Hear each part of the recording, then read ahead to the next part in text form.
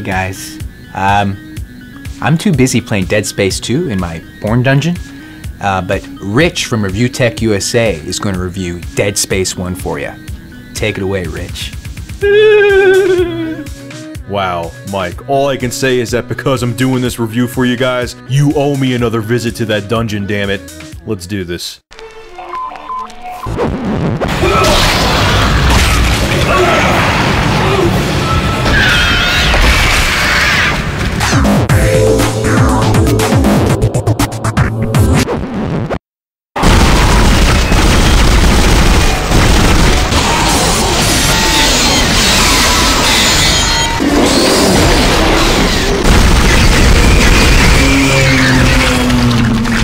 This is the original Dead Space for the Xbox 360, PS3, and PC, and before every Captain Obvious comes out of the woodwork, yes, I know I'm reviewing a 3-year-old game, so be quiet.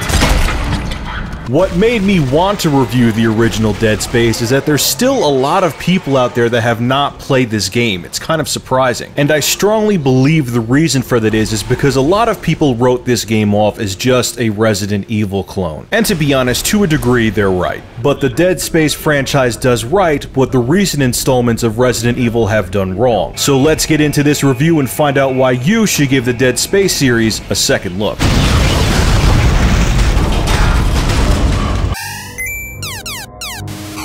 The year is 2414, and due to the human race's parasitic ways, we have exhausted all of our resources on planet Earth. To remedy this situation, we have created these large spaceships called planet crackers. These ships literally go from planet to planet, pulling up the minerals and resources that the human race needs to survive. And when the biggest and most profitable planet cracker, the USG Ishimura, sends out a distress signal and goes dark, it becomes a big problem. It's at this point that engineer Isaac Clarke, along with several other crew members, go to find out what's going on with the USG Ishimura. This is when things go terribly wrong. The story in Dead Space is excellent and is told through audio logs, video logs, and short in-game cutscenes. Combine this with pretty believable voice acting and an incredible story. Shit, we've got bigger problems. The ship's engines are offline and our orbit is decaying. And Dead Space succeeds at capturing your imagination where the Resident Evil series has failed to.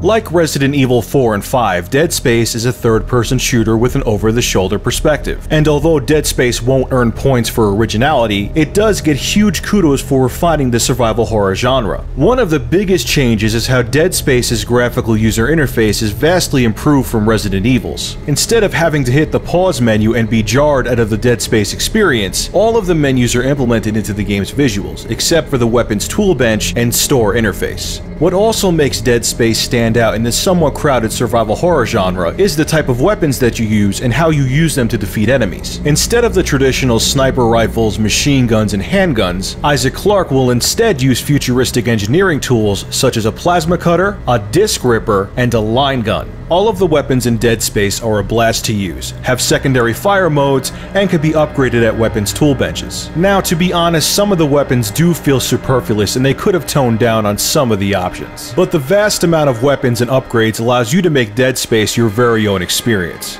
The biggest seller of the Dead Space series lies within the combat. Dead Space incorporated a feature called Strategic Dismemberment. In order to defeat the necromorphs, you have to shoot off their limbs. Shooting them in the head or chest will not work and will only waste your ammo. For those who haven't tested out the Dead Space series yet, this may sound like a gimmick, but this is actually the crown jewel in the Dead Space experience by adding a level of depth and strategy never seen before in the survival horror genre. To sum it all up, Dead Space is a cut above the rest. No pun intended.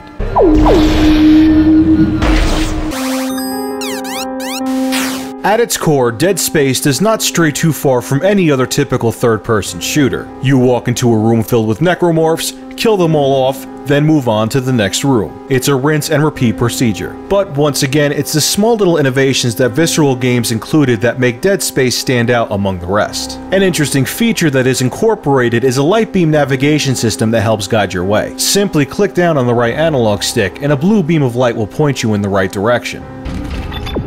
Besides the plethora of weapons that are going to be at Isaac's disposal, he will also have telekinetic and stasis abilities. The stasis is used to slow down enemies and defective machinery, and kinesis is used to move large objects and can turn random items into weapons. Now, this idea has popped up in previous games like BioShock, but has never been implemented into a survival horror game or done as well as it is in Dead Space. The final and most important design choice that Visceral Games made is that they allowed Isaac to move while he is attacking. This allows you to be much more agile in huge necromorph battles, allows you to aim your weapon with pinpoint precision, and will make you less vulnerable to attacks from behind, which will happen quite often.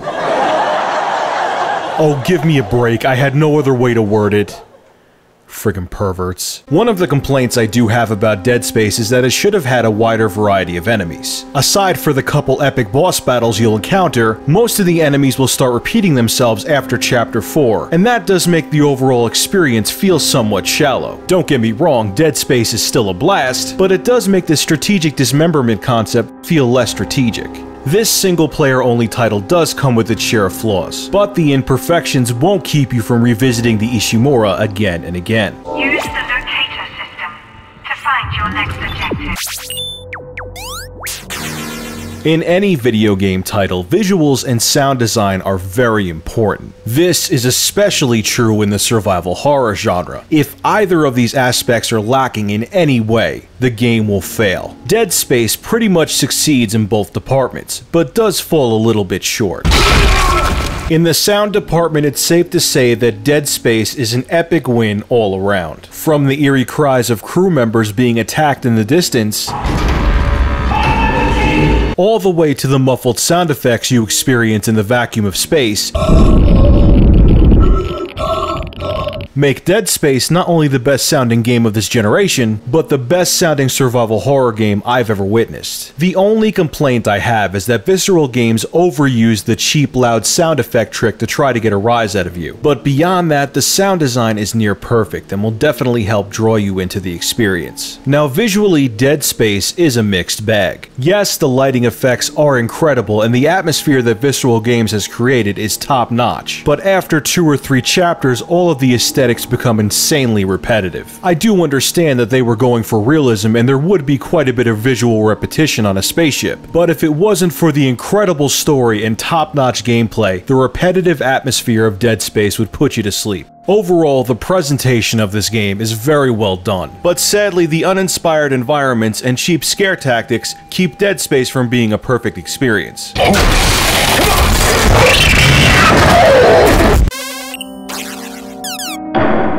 For every Double Dragon, there is a Streets of Rage. For every Doom, there is a GoldenEye. And for every Pac-Man, there is a Casey Munchkin. Yeah, I'm that much of a nerd, you get the point. What I'm trying to get at is, every single successful video game franchise in history had copycats. And if you're like me and stuck your nose up at Dead Space when it was launched in 2008, you're missing out. Like I said in the review, Dead Space isn't perfect, and it did take a lot of ideas from the Resident Evil series. But copycat or not, the fact remains that Dead Space steered the survival horror genre back on course. Review Tech USA gives Dead Space a 4 out of 5. Alright, Mike, I'm all set over here. Back to you. Mike? Mike? Mike? Oh, God. Why am I hard? 3 kilobytes.